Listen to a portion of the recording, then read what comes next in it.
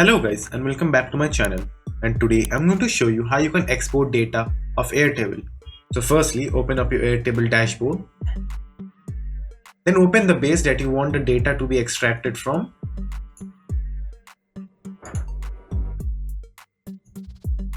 And after that, you can just simply click on the grid icon over here.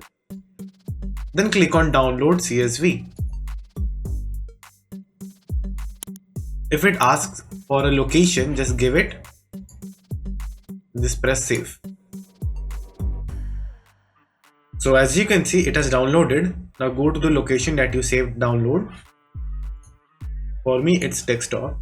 After that, just right click on it and open with Excel. So as you can see, all of my data has been exported into Excel.